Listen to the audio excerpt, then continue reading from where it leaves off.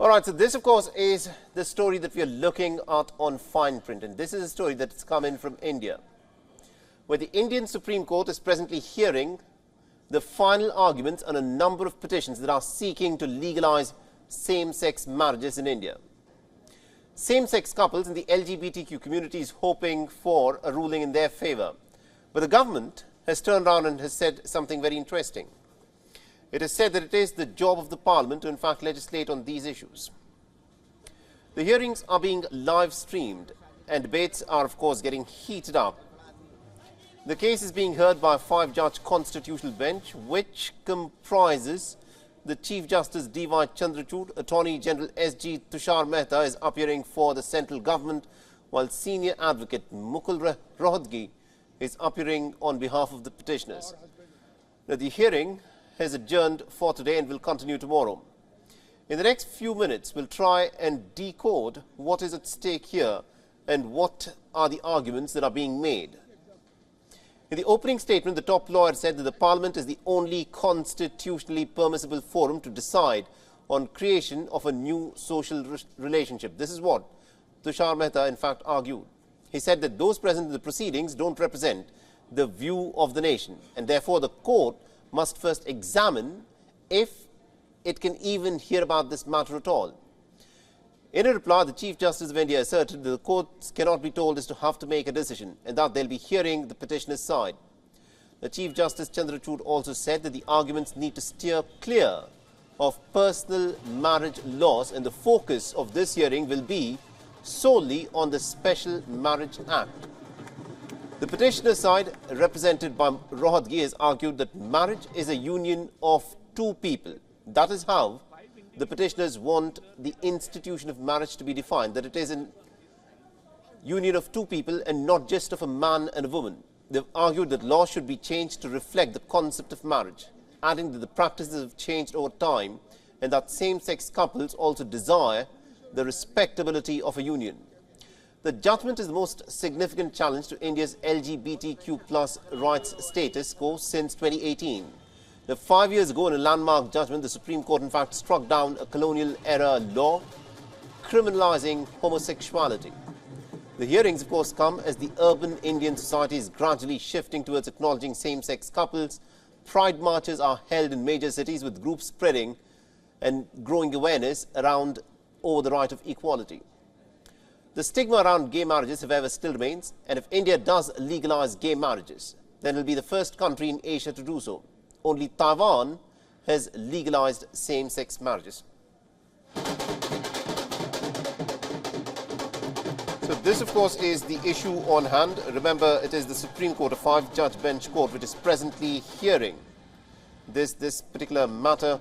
And what is interesting are the arguments that are being put forth, where the lawyer representing the Indian government has stated that it is only the Parliament that has the right to in fact make laws on issues such as this.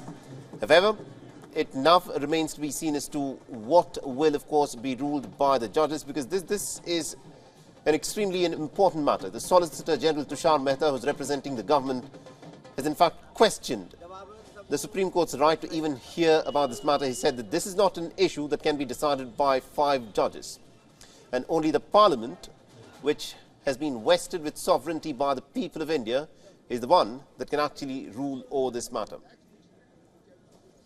In 1968, said Milord, it's house in place of man and woman, or husband and wife. And also to give us more insights in terms of what, of course, is happening in the Supreme Court with these petitions, we're being joined in by Ms. Mrinalini Deshmukh. She's joining us live from Mumbai. She's an advocate at the Bombay High Court. Ms. Deshmukh, thank you very much indeed for joining us and speaking to us here in WION. Now, the question that I want to ask you is this. Now, Tushar Mehta, arguing for the government, has said that the Supreme Court does not even have the right to hear a petition of this kind. Who decides about what a marriage should be and how a marriage should be defined? Is it the Supreme Court which can in fact pass a ruling on this, or is it something that should come from the Parliament of India, which of course represents the people of India? At the outset, the objection that has been taken by the government on the maintainability of this petition to be entertained by the Supreme Court, in my view, is very flawed. And the reason why it is flawed is because the Supreme Court is the highest court and the apex court in the country, which is the protector of the fundamental rights of every person or the citizens who are governed under it. So when a court which is seized of protection of the fundamental rights, obviously it has a right to decide on that. Secondly, in view of the lawmaking power only being made available with the competent legislature under 246 of the Constitution of India, read with so-and-so of the, can a constitutional court legislate to create a separate socio-legal institution is the objection taken by Mr. Mehta. And in my view, the question whether the court has power or not depends upon the creation of a separate, must be deliberated by legal experts. Right. Article 21 of the Constitution of India talks about right to life.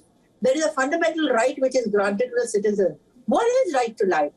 Right to life is to be decided by the court, and that is the Supreme Court, to decide right to life, to live with dignity, to live with a lot of sense of pride, and also to lead a life which invokes respect and acceptance by the society at large.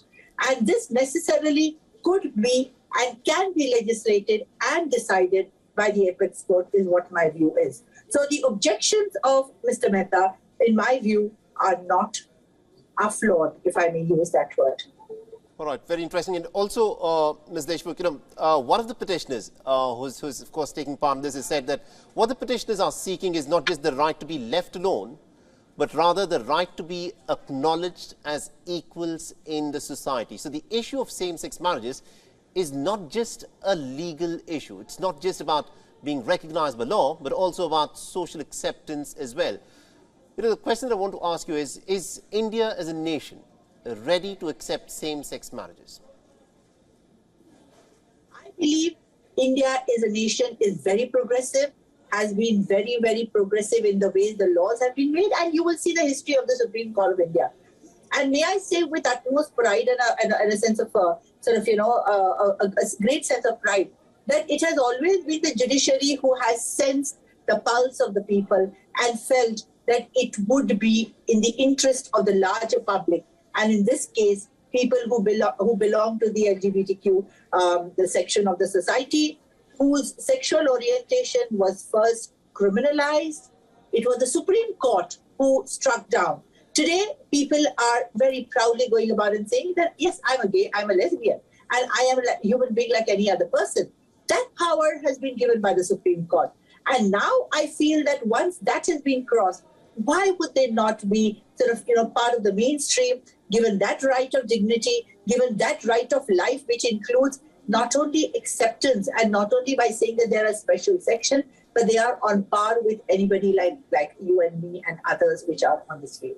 I think that is what the Supreme Court is trying to say by giving acceptance to it. And India as a country, of course, and that's why there are petitions in the court.